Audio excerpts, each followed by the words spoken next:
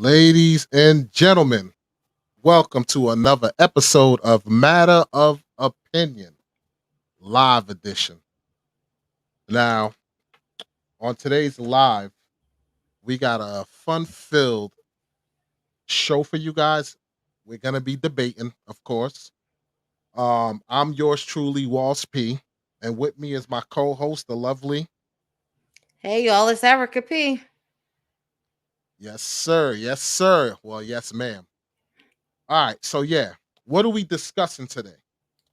We're discussing a 12-year-old biracial boy who is facing felony charges after he brought a butter knife to school because he was being bullied and threatened. And yeah, we're gonna debate me. I don't know where you stand on that, Erica P, but I'm pretty sure we're gonna have a debate on that. Um, we also gonna look over some evidence that will show that Daniel Penny is a hero. I'm going to try and convince Erica P that Daniel Penny is a hero. And for those who don't know who Daniel Penny is, that's the man who's currently facing charges choking choking um Jordan Neely on the subway, well, on the train station in NYC. We're also going to get into Miss Netherlands of 2023. Apparently, it was a transgender woman that won the Miss Netherlands award. So we're going to get into that. That and amongst other things. So without further ado, let us get the show started.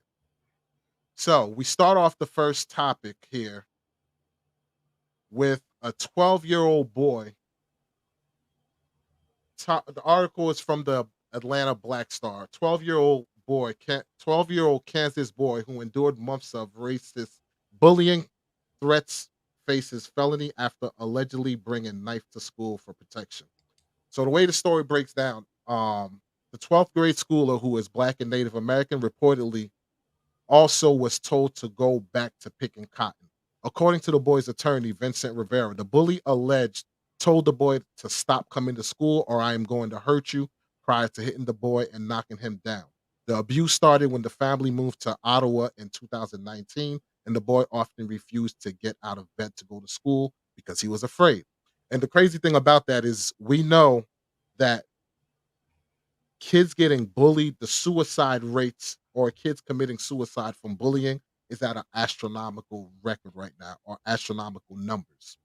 Now, in December, the bully knocked the boy down and told him, if you keep coming to school, it's going to get worse. After his mother told school officials about being about her son being bullied, no action was taken, and she was told she would be charged with truancy if her son did not return to school.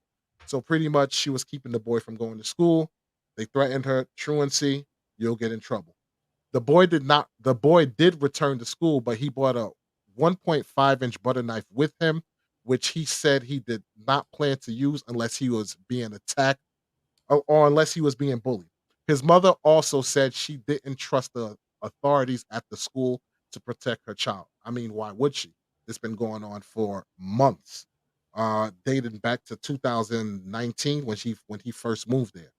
According to the Kansas City Star, the boy appeared in Franklin County Court on June 26th for a criminal threat charge that is committed by an adult would be considered a level 9 felony. The state also reported threatening a child support order against the boy's mother. In the instance, he would be removed from the home. She and her husband moved to the area from Oklahoma to move closer to the husband's family.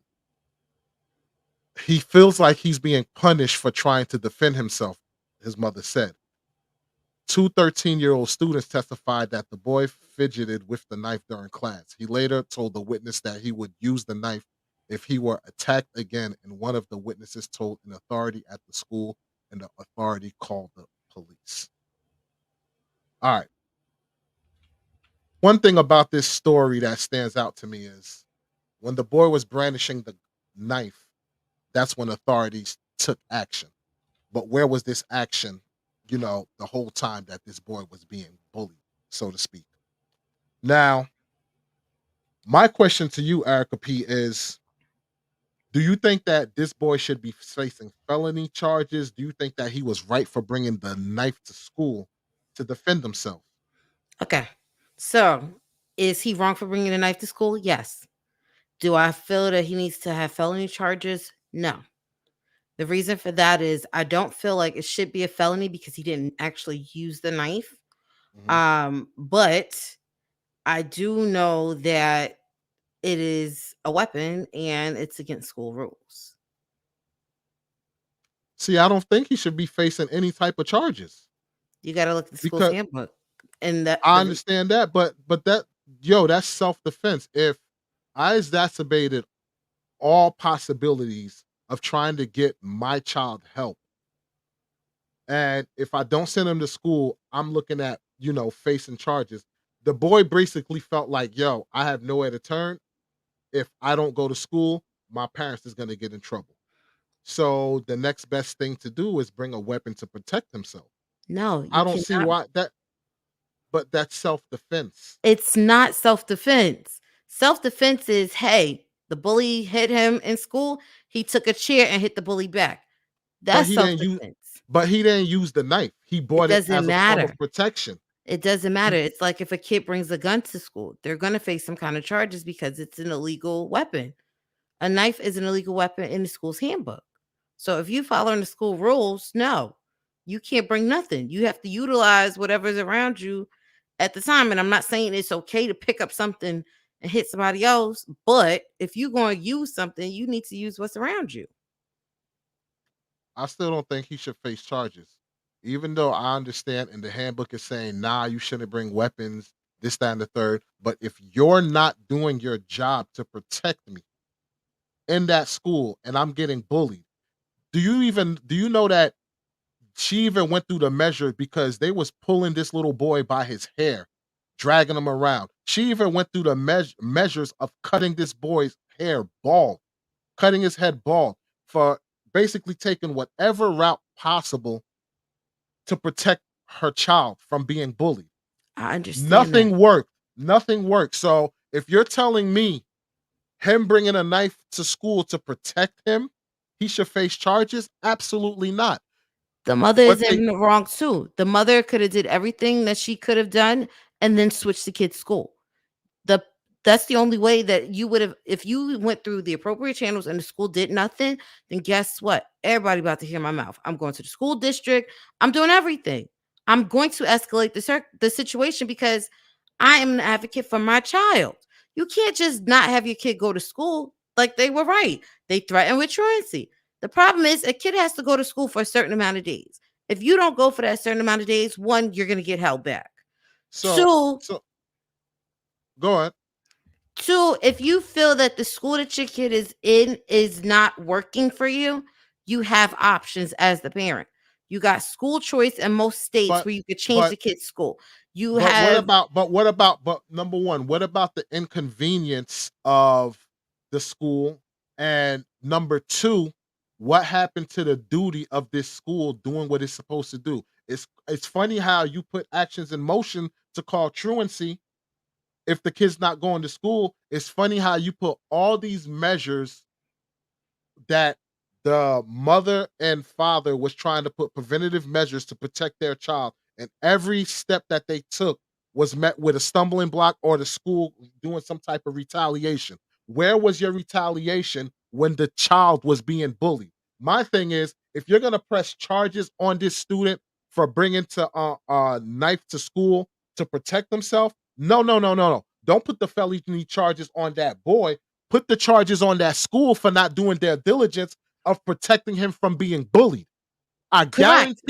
I guarantee you, if they move forward saying if a kid is being reported being bullied and he take the measures of bringing in a weapon or some shenanigan into school, and if something happened, it falls all on the shoulders of that school. I guarantee you, they'll put a pep in their step to make sure they take care of children being bullied. Because notice, whenever children are being bullied and it gets to this point, that's when all of a sudden the schools start getting their ducks in a row to clean everything up and try and protect the kid from being bullied because now law enforcement and all this other stuff is involved. Prior to that, they don't do a darn thing to protect these kids that are being bullied. End result, these kids wind up committing suicide, or they build a hatred. And what do? Come up to these schools and shoot them up. Which, and I understand your point on that, but yes, you're right. If the school isn't doing anything, the parent has the right to keep escalating it. You start with the school. If they're not following up fast enough for you, you go to the district. As the district not following up, you go to the school board. There are things in place for you to do. Yes, if it got to that point and the kid is like at wit's end, me as a parent, no, I'm going to figure out what other schools is in the kid's district. Where can I move my kids to? Because you're right. At the end So, of the day, my job is to protect my child. I don't care about all these other kids. so what happens if all the other schools in the district is a lower rating than the school that your son or child is going to? That matters. It does. And for me, it really matters because I'm big on education. But Exactly. So, but you so also have to take the good with the bad too. If you know your kid is not going to school as it is, they're getting bullied every time they go to school. And if you're telling people and they can't prove it, because think about it, bullies do stuff when people aren't watching. So if I can't prove it, I'd rather send my kid to school with a tape recorder and a video camera button to get it on camera to go, hey, my kid is telling the truth. Y'all need to do something. Think about it. As a parent, if you only say something once or twice, then people are going to sweep it under the rug. But if you're the one uh, advocating all the time, yes, they will start according, figuring out how to do better. but according to this woman in the report and everything like that, it wasn't just one time. This was going on for the longest. And at what point, if a person keep saying, "Hey, my son is being bullied. My son is being bullied. My son is being bullied," people don't just do that for the heck of it. People are gonna do that because their child is really being bullied, and all the measure that they took of not going to school, all of this stuff like that, you wouldn't take it serious enough. And my thing is, this is not just a one-off. There's multiple reportings of kids getting bullied. Heck, my kid got bullied, and you know how long it took for measures to be taken, for something to be done. So it's like, this is not a one-off situation. Something is going on in these schools where they need to come up with better measures when it comes to kids being bullied, and then maybe kids won't have to bring knives to school to protect themselves, or feel like that's the only way they could defend themselves from these kids that are being bullied. Yes. But think about it. The only way that they're going to put these measures in place if more and more parents are speaking up and more parents are going above the principal of their school's head. Because a lot of Or times think or start documenting it and being more vocal about it. Because the thing is, if people aren't aware of the bullying, you don't know what's happening. And what happens is you'll start telling the school, and then it's like, okay, they'll try to hush you down, or they'll try to walk around the subject. No, people have to be firmer and have to escalate it more and have to do it in a timely manner, because waiting 2, 3, 6 months to do something, the school year is going to be almost over. About time they even look at it. They're like, okay, so sad, too bad, move on to the next grade. or or if something happens, put the charges on the school. But the school Here, is not going to take responsibility. You already noticed the kids have to work within the confines of the rules. The the minute they start school trying to create their own rules, then that's when the school be like, I got a rule book for a reason. Here you go. So it's almost like a double-edged sword. I hear you that they're not gonna want to take responsibility, but if you force it upon them, the government and the state are quick to force everything else upon people. So if you force these rules on them, guess what? I guarantee you they'll do their diligence. Case in point, let's look at this woman by the name of Jessica House. Now, what she did, I don't condone, but if your child is being bullied, she had a special needs child that was getting bullied, and she made numerous reports of the bullying, which drove this woman to take this action. Here's that clip. Like just me being a mom and a mom that care about my child. That occurred Now, Tuesday. And like just me being a let me break this down. What happened was she got into an altercation with the vice principal and principal because she went to the school to try and find out or get to the bottom of her child being bullied. With them going back and forth arguing, she wound up pepper spraying the principal. She's currently facing charges, and this is her explaining her side of the story of what happened. Now, you're gonna see like she, fudged the facts a little bit, but these are things that people do when your child is getting bullied and you feel like nobody's doing anything to protect your child.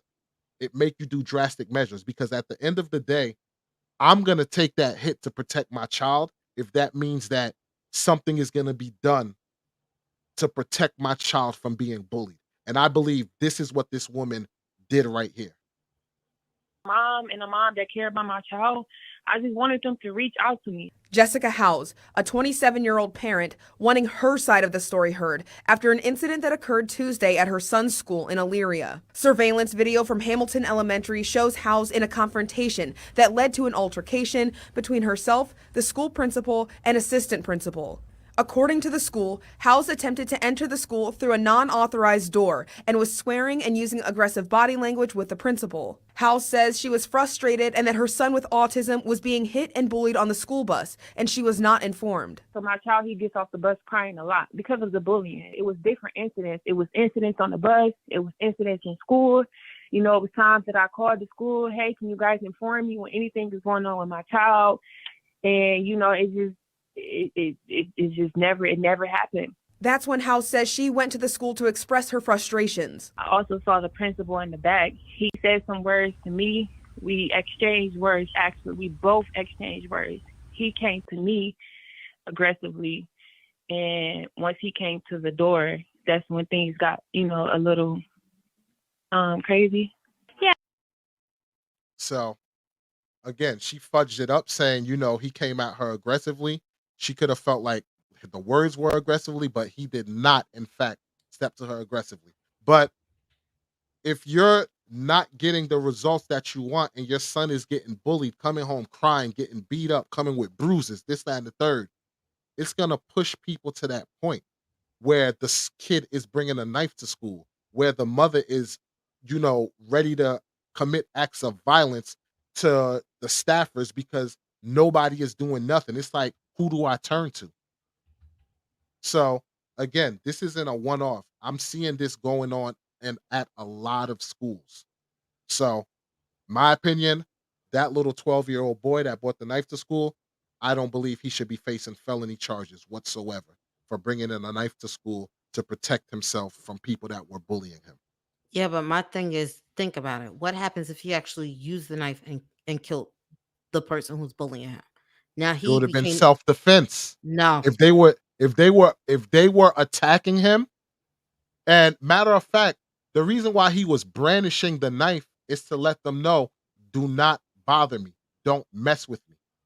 So if them kids was gonna be dumb enough to actually, let me not say dumb enough. If them kids were gonna be bold enough to step to him when he had the knife, I'm sorry, that's on you. It falls into self-defense, in my opinion. That's Take the your floor. opinion. In my opinion, you were premeditated. You came to school with a weapon, with the intent to use the weapon. Therefore, if something happens, you going to juvie. You going to be charged for something. Because yes, I do feel that you were being bullied. I also feel like the school needs to do better. I also But feel like the parent had the option to figure out an alternative school, alternative method, could have homeschooled until they figured out how to fix this situation. Because guess what? Even with the kid bringing a knife to school, he also got suspended from school. So guess what? Truancy is not an issue because now you got suspended for bringing a weapon to school.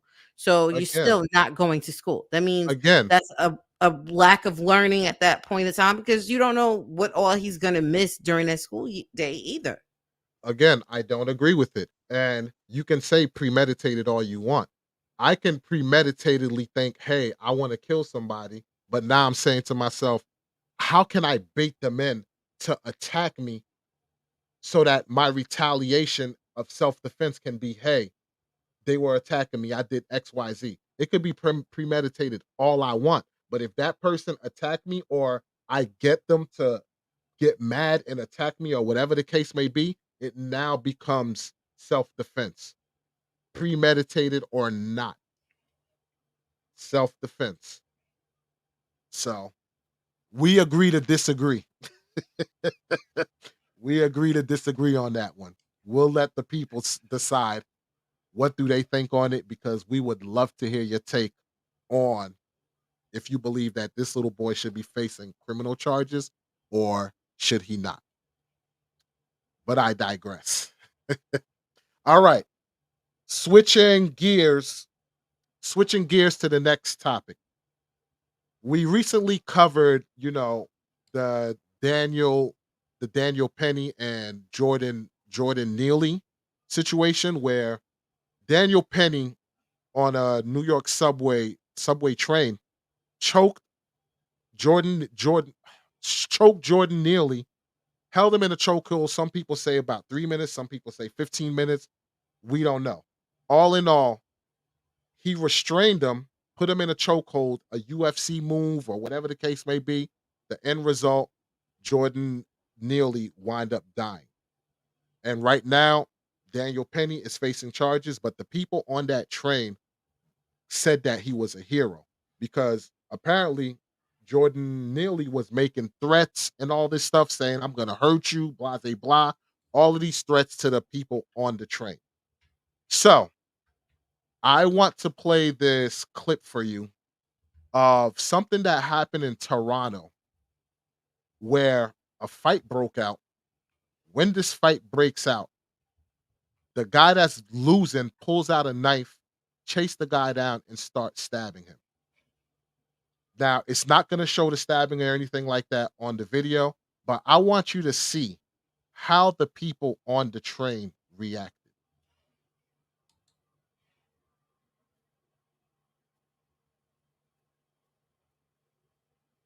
The noon hour. We're told that they received a call about a man suffering from stab wounds here at Eglinton Station.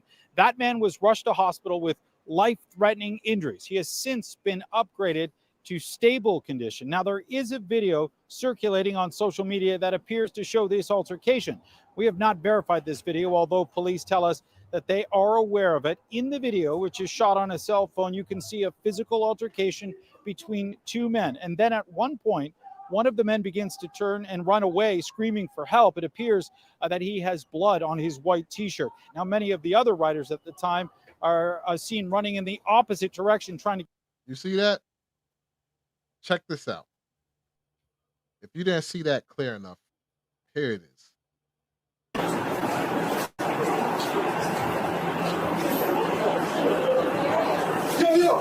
Yo!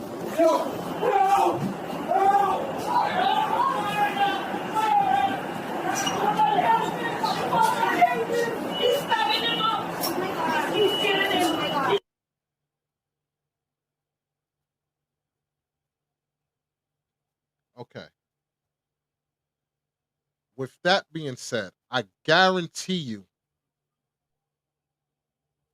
that man on that train wish he had a Daniel Penny on there. And these are the type of things that people don't understand that goes on in these subways or whatever. You'll have in Jordan Neely's case, who was then have it all there, off his marbles, talking about hurting people, all of this stuff like that. In this case, you had this man that was fighting this man. He didn't know that this man was going to pull out a knife and stab him, possibly killing him. So we're talking about with Jordan Neely, who's making terroristic threats, the whole nine, and approaching people. Because if you notice in that video, nobody didn't start recording Jordan Neely until he was restrained. Why is that?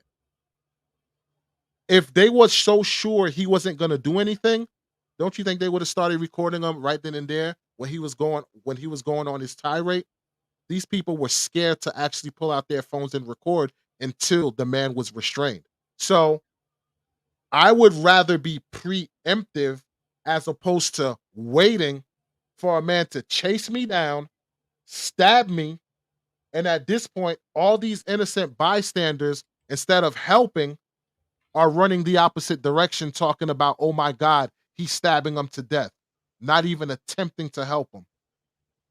This is why I say Daniel Penny is a freaking hero because he wasn't scared to freaking stand up and defend them people on that train. Unlike these people who saw a man who was literally getting stabbed, and it's a whole bunch of them where they could jump this man and restrain him, they decide to run the other way. What is your take? Do My you take is there are too many laws that will protect the person that was getting stabbed than the person trying to restrain them. No, I'm not gonna go help because in my head, so you didn't already stab this person. I'm not losing my life for stepping in for nobody. I'm not doing it. So, unfortunately, yes, that is a bad situation all in itself. But I'm like the people on the train. I'm running the opposite direction. I'm waiting for them doors to open so I can get out of harm's way. I am not trying to be nowhere near that. exactly why Daniel Penny is a freaking hero. But Because that's not because only a hero would see what's going on and intervene and actually help. in that case because I feel like he went to the extreme too. You stopped the threat, but you didn't know when to stop. That's the problem that I have with the Jordan Neely case. The man was still moving. The man was still moving. But all in all, the whole thing was Jordan Neely didn't didn't do anything. He didn't attack anybody. The point is, when he started attacking, instead of people then reacting to it, they're running the other direction. So whoever Jordan Neely could have grabbed or whatever the case may be and did whatever to, that victim would be sitting there saying, why didn't somebody help me? I wish there was a hero on that train. Just like that gentleman that just got stabbed when that man chased him down, all them people around, I guarantee you in his mind, he's thinking, why didn't somebody step in and save me? Like That I man is said, a goddamn hero. I understand your point, but I'm not losing my life for nobody. My job is to make it home safe for my family. You're making my point. The job of a hero is to damn that. I'm gonna risk myself to protect people. You're making my point for me. I am nobody's hero. I'm You not don't have stepping in. you don't But if have to that's be. what y'all want to do, y'all go right What ahead because at the end of the day, you don't know what the outcome is going to be. you don't know what the outcome is gonna be. That's what makes a hero a hero. They're willing to step in line to protect people. That's what it sounds like to me. You don't want That's you don't want you don't want to say the words, but it's all good. It's not It that I is don't want to all say the good. words. My thing is a life is a life. You didn't know when to stop. So no, I can't give you hero status because you're trying to So protect people. so this guy who chased the guy down and was stabbing him, if these people grabbed him, beat him down, stomp him, and he wound up losing his life, It would be the same are they way. no. They are now the aggressors. So I would feel the same way if they did that.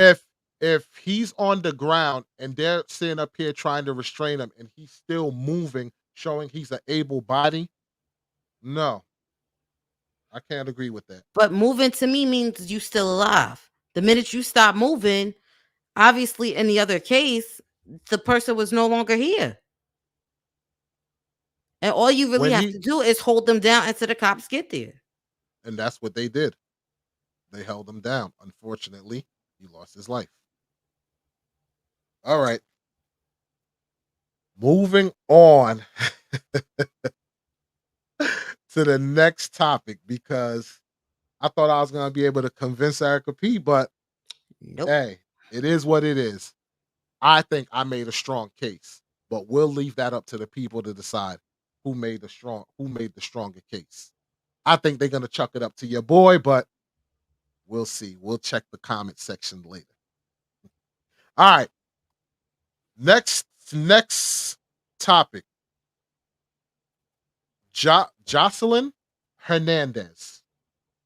Now, we all know in recent news she was arrested because after the Floyd Mayweather fight against John Gotti III, I believe it was. It was a I think it happened about a month or two ago. It is what it is. But at that event, Joseline Hernandez attacked Big Lex, and not only did she attack Big Lex, she went on a violent rampage and was basically attacking anything that moves, swearing, the whole nine. At one point, there was a woman that was just walking by drinking a bottle of water, and she got up and swung at her. So the woman chucked her water at her, and she went back and attacked her. Later on, as news broke out, it said that Joseline got arrested. Everybody's thinking she got arrested because of the fight that was going on, but that is not why she got arrested. The reason why she got arrested was because after all that chaotic craziness went on, she went and put her hands on police officers, and all of that was caught on camera. Here's that clip. Touch me. I don't want no white man. No one's gonna touch you. Shut up. You shut up. Why? You Come on. Hey, Get back. touch him. Hey. Touch him. Do you want?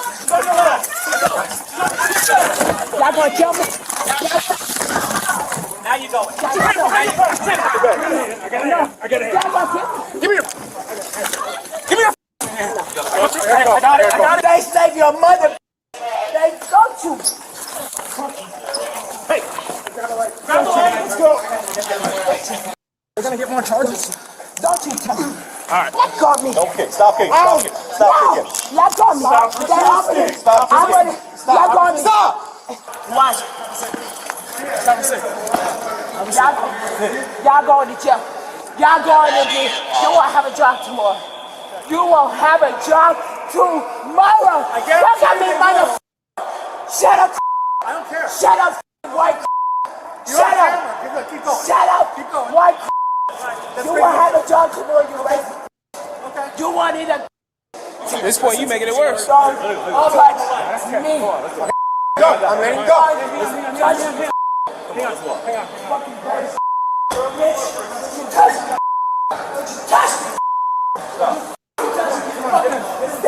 Dirty ass. Don't you fucking touch me. Dirty ass. You fucking. What woman acts like that? Like, seriously. Like, that is. Could you imagine if that was a white person saying all those racial slurs to a bunch of black officers? Do you understand the backlash that would have went down?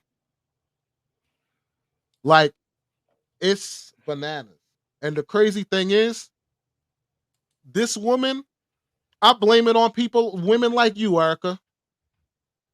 I blame ya for the You blame me Joseline for what? Hernandez, because it's because of ya hip hop, loving hip hop watching and all of this stuff, bringing ratings to these shows, building their clout, making them think my actions is a-okay because it's gonna make me more money.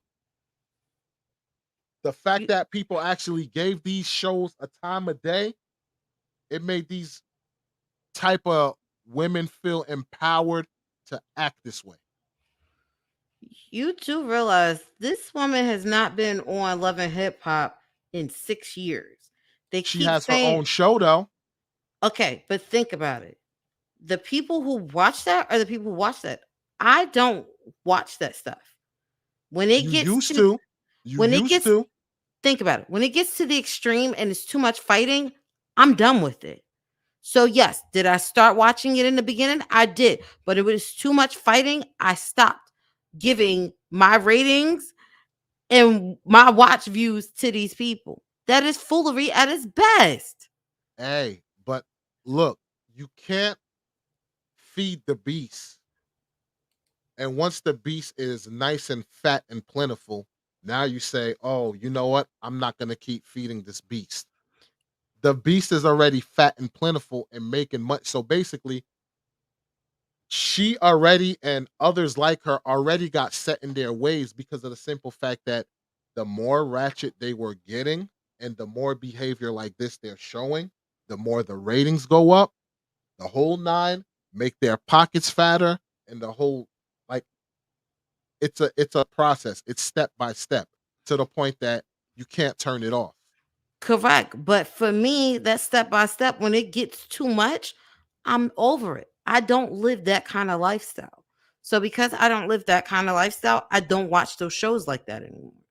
One, in the beginning, it was entertaining. She wasn't to that extreme at that point. She got worse and worse over the years. The that whole bubble, that industry bubble, got to her head. When you have people that go from one extreme to the other without the correct guidance, it gets worse. But And you're Erica, right. You're right. you're The people that watch these shows breeded these kind of people. The problem is once they start breeding them, you're right. It's hands off. It's like, oh, for me, it was just entertainment. That ain't my lifestyle. For her, that is her lifestyle. And because it's her lifestyle, it's going to go one or two ways. She going to hit the wrong person at the wrong time, and she going to be in jail longer than a couple of days. She ain't going to be able to get herself out of them situations too much longer at this point because all you're doing is one up in the last of us and one up in the last of us. At what point do you get a judge who's going to show you better than you trying to plead yourself out of it? one of my friends told me who they're Puerto Rican literally said she's a disgrace to Puerto Rican women. And the thing is, she went on a podcast recently and was saying, yes, I was Puerto Rican, but I'm black or whatever. And in my book, when it comes to, the Caribbeans, Puerto Ricans, Dominicans, yada yada, I view us, we're all black. You check your history, we're all black. So, like it or not, those who support these shenanigans and built this person to where they're at now, where they're uncontrollable, you do realize that these are the people that people see as a representation of black women, of Latino women. I understand that, but she You get also what I'm lived. saying? Yes, I understand everything that you're saying, but she also lived a hard life. You talking this is somebody who for her for her, this persona got her out of the hood. Yes, it did. But you don't take all of that brokenness away from these people. So then why You not take go it into away. why not go into boxing? Why not go into MMA? Why not go into one of these other fields where you can express that anger? Mike Tyson had anger issues. What did he do? Went into boxing. And yeah, he had his ups and downs, but even though he had that crazy, angry, violent past, look at him now. He learned how to channel that. Correct. This doesn't seem like a person that is channeling that. For you to have because when you look at her fight with Big Lex, that to me that wasn't even a fight. But she's even attacking men. And She attacks everybody. then you go attack police officers. Like that is even even Mike Tyson would be like in his prime would be like, all right, I know my limits. I'm not just gonna go pop off at some police officers. I'm not gonna go swinging at them. You have to be that unhinged to go swinging at police officers just because you're telling them to shut up and they won't. I want to know, like, what do your man, whoever you're dating with, I want to know what is home life like because to me that's cringeworthy. Think about it. She probably fighting him too. She probably fight everything that's around her. because that's what she shows on every single show that she's been on. She's fought somebody. Her mouth has always been popped off. You got your kid. Who knows if she's doing this around the kid? Because think about it. People who have those toxic traits breed other toxic traits. People around them see that they're toxic, and it's either you stay away from the hurricane or you get gulfed in it, and you're probably doing the same thing back and forth. And this is why I say this behavior, people are enabling her. It was one thing that came across my feed, I think on Instagram or something, that a viewer of one of these shows, the Love and Hip Hop, whatever. I think the commercial showed a fight was supposed to happen, and in the episode, they edited out the fight. That viewer is looking to sue because they're putting up like false advertisement or something because they wanted to see the fight or some shenanigan like that. I don't know how far it went, but that lets you know these shenanigans are wanted by these viewers. But just know, with these shenanigans, this is the expectations that people have when it comes to Black people, Latino, because those are the biggest voices. And if they see their bottom dollar is not being affected because people are supporting it, regardless if it's entertainment or not, guess what? That's going to be the representation. Do you realize the show Netflix? What was that show with the I think was it Korean Hunger Games? Them people over there said we don't want this to be a representation of us. They banned Hunger Games from being viewed there. I believe it was a felony if you played it.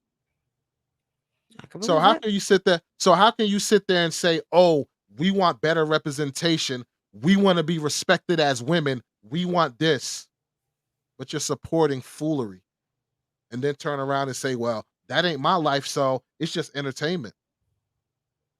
Yeah, but if that's what people see is a representation of you, that's what the going population is going to think of you. Think about it, But I though. digress. You're right. It's a ratings game. If you, the viewer, don't want this kind of stuff playing, you stop watching.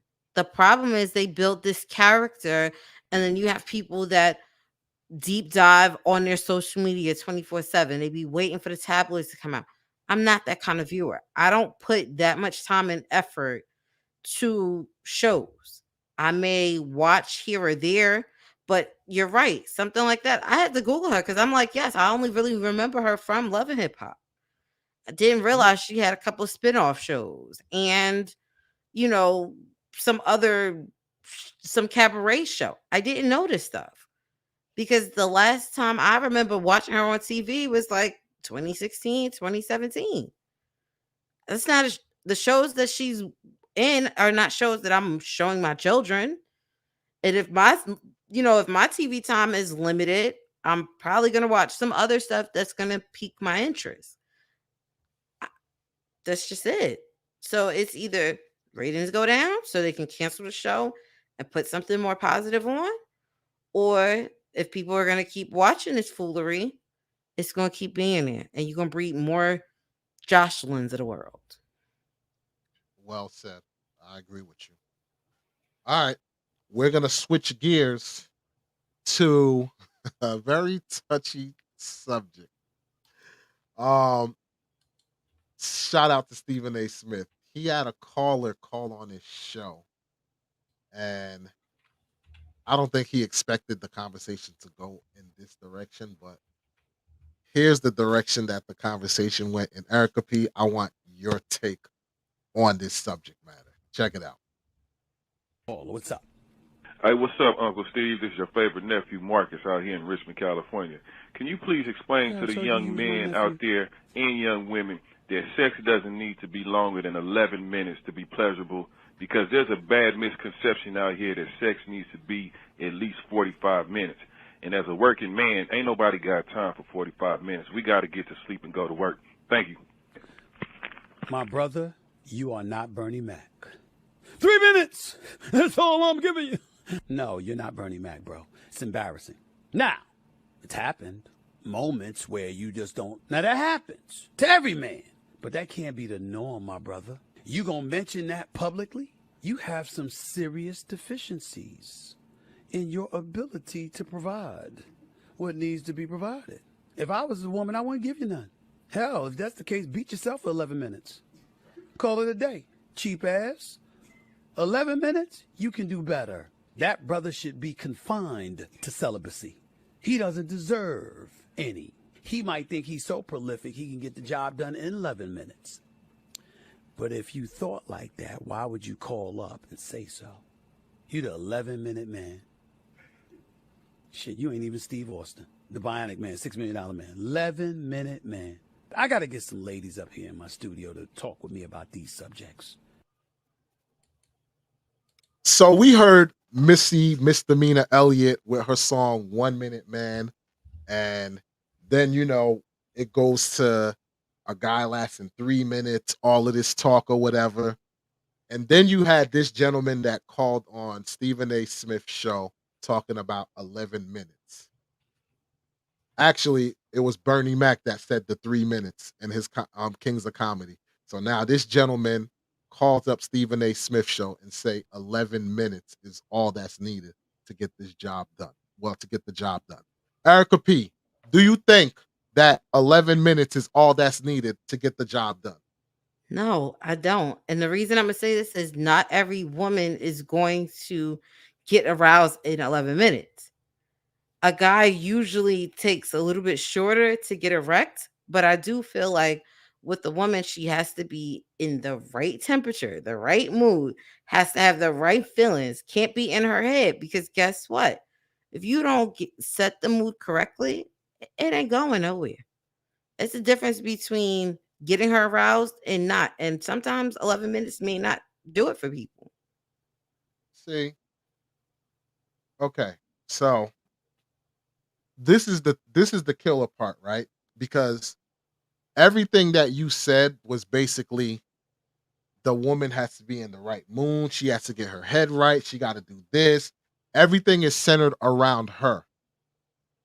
What you failed to realize is when a man is doing his thing, he's not thinking about anything when it comes to pleasing himself. He's strictly focused on pleasing her.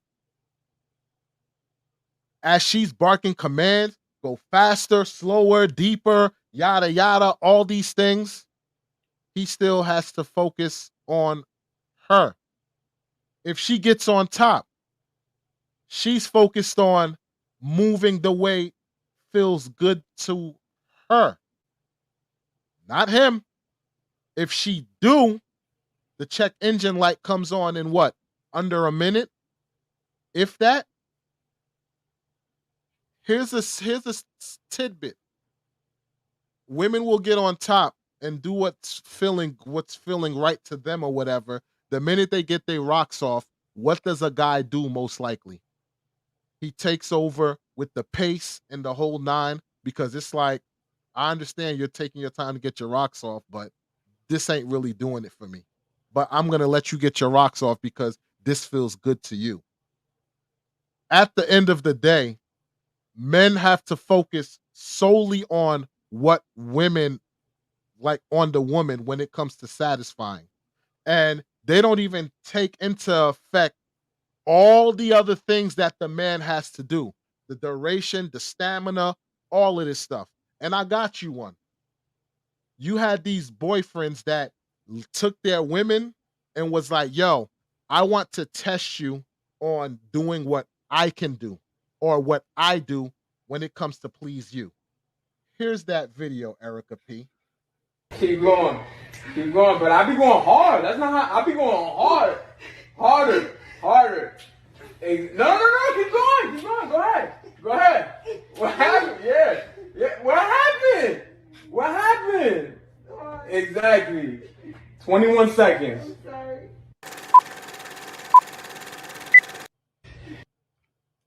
So, with all those commands, don't bust off, faster, duration, all of these commands that you're barking, and these women couldn't even last a minute. But yet you're trying to get on a guy for 11 minutes?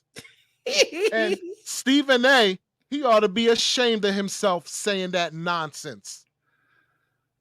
Okay, most heavyweight bouts, boxers get knocked out in less than a minute or whatever the case may be. So just put that in perspective. You want the duration, the speed. Hey, keep going right there in this position. Don't mess up with the way you're thrusting. Keep it right there. So that strength to keep yourself, to hold yourself in that position while you're still thrusting. At the same time, make sure you don't release all of this stuff. Come on. When does he have time to think about this actually feels good for me? This is the problem with the question. You don't know if it's 11 minutes start to finish. You don't know if it's 11 minutes once everything is revved up. So that's the problem. You don't know.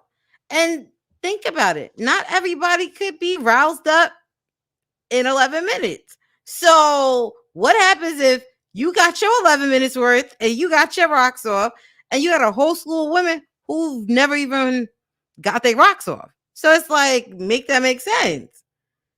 I'm not saying you can't do 11 minutes once in a blue, but it's like, all you want to do is 11 minutes?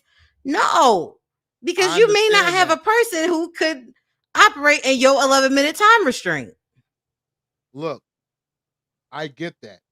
All I'm saying is, ladies, take it to consideration what a guy has to go through when it comes to doing the do. Yeah, we enjoy getting our rocks off, this, that, and the third, but at the end of the day, it all comes down to, did I do a good job pleasing her? That's what it comes down to in a man's mind every time he do the do. And yeah, but women don't realize that. It's just, oh yeah, he just want to get a nut, this, that, and the third. To be honest with you, I think a lot of guys, like, we get off more on the facial expressions and the noises y'all make and knowing the fact that we actually got y'all to do the C word. So just take to consideration, it is a lot of work just for them, even if it's just for them 11 minutes, it is a lot of work. And those who are viewing, I want you to take the challenge that the dudes had the women doing in that clip. See how long you could last doing missionary. See how long you could do grab a pillow, acting like you doing doggy and going hard. Put it like this. Do it the way that you like it and see how long you could last. I just want to see that challenge. So it is what it is. But we're gonna switch gears to the last topic of this evening. I really want to get your take on this, Erica P. And that topic is right here. Miss Netherlands 2023. The woman that you see on your left is the winner, who's a transgender, and the runner-up on the right is a cis woman, as you know they call it, or a biological woman. Now, let me show another picture of her. There she go right there, the transgender. And I want you to see when they announced her winning, like how she reacted and how the women reacted also as they announced her as the winner.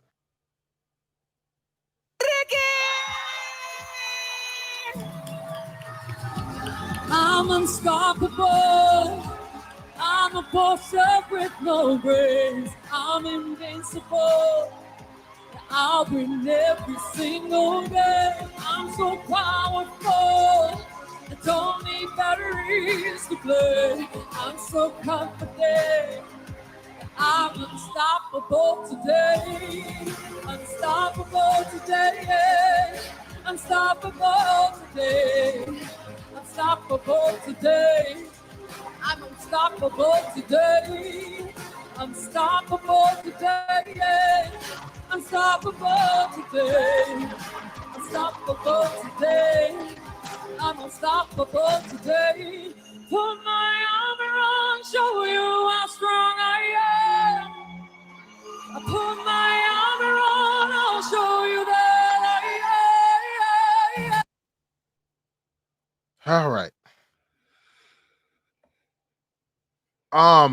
Yeah. What is your take on this before I chime in? Okay, so I don't like it.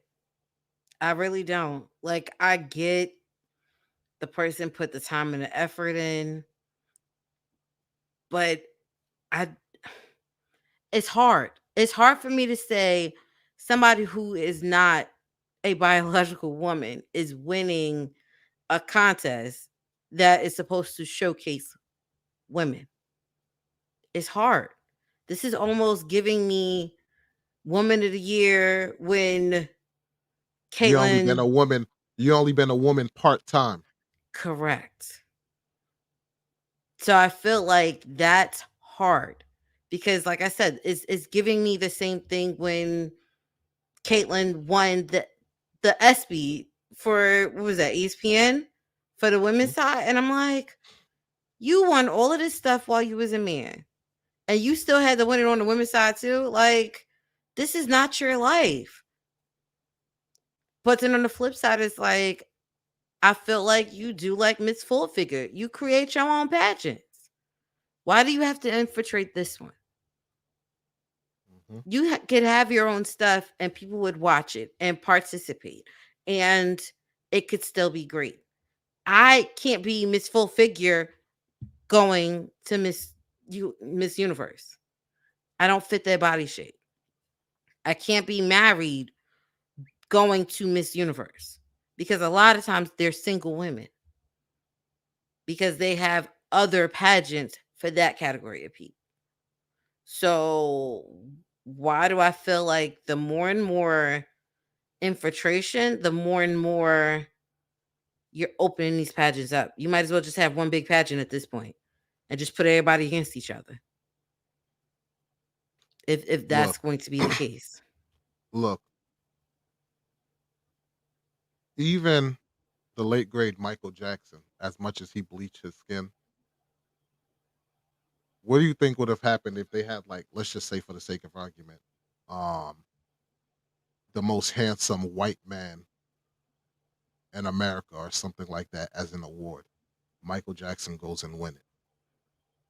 I would That feel the same that's way. exactly that's what You're I'm saying. being That's what fake. I'm You're saying. not part of this category. It's unfair because you weren't born white.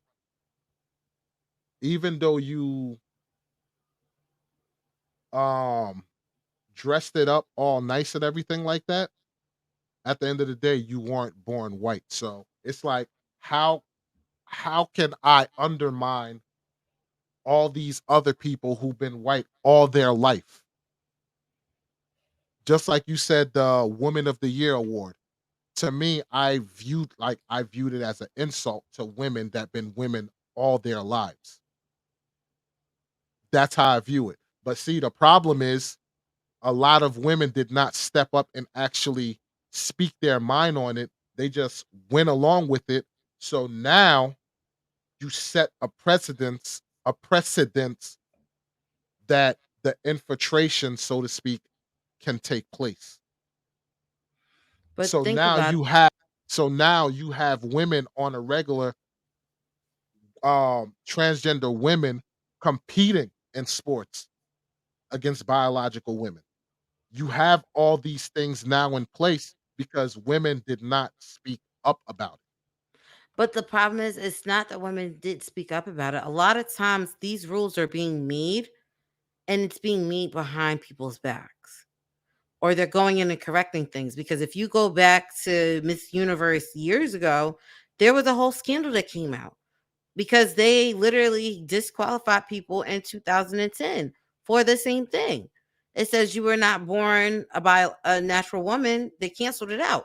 So you did it in 2010. Then you came back. I think there was another one that tried to compete in 2012 and did the same thing. Depending on what country you came from or what state you were coming from, each state had its own rules. But Erica, what you're failing to realize as time goes on and the acceptance become more and more prevalent, now that's how you get XYZ. But Think the of acceptance is only coming more and more because there's more and more laws being created to protect them. Yeah, but why are the laws being created though? Think about it. Let's just look at it in the sense of slavery, so to speak, right? At that time, slavery was legal. We understand it was definitely, a heinous thing that happened to blacks. But at that time, slavery was legal. Over time, more and more people started saying, "Hey, this is not right." So as more and more people started saying this is not right, that's how the abolishment of slavery came to be. So the more people are becoming acceptance of saying, "Hey, yes, um, as far as switching genders go, um, what's the word I'm looking for? It's like now they're saying, it's not only just two genders and all of this stuff. All of those play a factor, which now starts to create acceptance. Let's think about it. Um, there weren't, trends or anything like that in movies, but you're starting to see them now because it's more of an acceptance. And I get it. You want representation. Understand that wholeheartedly. But with the more acceptance, the more you're gonna get, stuff like this. And But the yeah, problem is they have their own stuff. They've had their own stuff for years. And I think that's the other issue. It's like if I can't be in Miss Universe because I don't fit the body standard, how does that allow you to do it? That doesn't make check. any sense to me. I got one better for you. Um, you said trans, they have their own pageants and stuff, right? Yeah, they've had tons of them. You got So here, Miss so here's Tiffany the thing. Universe. All right, so here's the thing, Erica P. Can you go in there and one of those things and win transgender of the year? Probably not. I don't look transgender, And why can't you? Because you're not a transgender. but I'm also not. I don't even know how to even get into their stuff. But I understand that. So what I'm saying is that like the transgender pageant have transgender pageant. The Miss America pageant, whatever, have it cis women. You get what I'm saying? Like have the own section because my thing is I can't partake in this here. And even if I did partake, I'm not winning because that's not what I identify as. But you can play both sides of the fence. That's not right. You get what I'm saying? Yeah. In my opinion, that is not right that you're playing both sides of the fence. Have it's just like they're trying to make sports where it's like they're trying to make it sports for transgenders, sports for men, sports for women, and keep it at that. Because you're gonna get a lot of people who feel as though you're invading their space, so to speak. Because at the end of the day, transgender, LBGTQ, whatever the case may be, the bottom line is that's your reality. No matter how you slice it, it's based off how you feel. So the based off how you feel makes it your reality. So now everybody must participate in your reality. That's where I think the disconnect is. And I always say this. People will try and say, "Oh, well, how about black people or whatever, or Latino people, they want representation." The difference is I was born this way. It's not based off a feeling, or it's not based off of a reality or inception that I'm trying to put everybody else into. I was literally born this way. And that's not to be offensive to transgenders or the LGBTQ community. It just is what it is. I want inclusion because this is the way that I was born. I can't want inclusion because I feel like I'm a king, so everybody should bow to me and throw rose petals at my feet like Prince Hakeem. Because if we're gonna go that route, then that means that everybody who has whatever reality that they have in their mind, everybody should respect it and we should acquiesce and play into their reality. And I don't agree with that. What's your take, or you got anything to add to it? I really don't, because like I said, in my head, if pageants is what you want to do, there are pageants for you. I don't understand the need to cross over into biological women arena, because my thing is, I don't know if you went through the full surgery or not. I don't know how comfortable I am going to be with having to get changed in front of you. And I'm not saying anything against you. I love, I have no problem with you doing what you want to do. But I do have a problem when you're winning things because you've altered your appearance and hormones and surgeries and everything else. You could be the perfect pageant person when other people either have to go through the surgeries or take the hormones to be able to do it. There's Look, certain features you can't recreate, and there's certain features some of the pageant people can't recreate. look, at the end of the day, them contestants, I saw hella other contestants that was way prettier than the winner. So I'm gonna just leave it at that. No matter how you slice it, me as a guy, if you ask me, hey, which one of these was attractive? I saw a lot that was 10 times more attractive than the winner. So I'm gonna just leave it at that.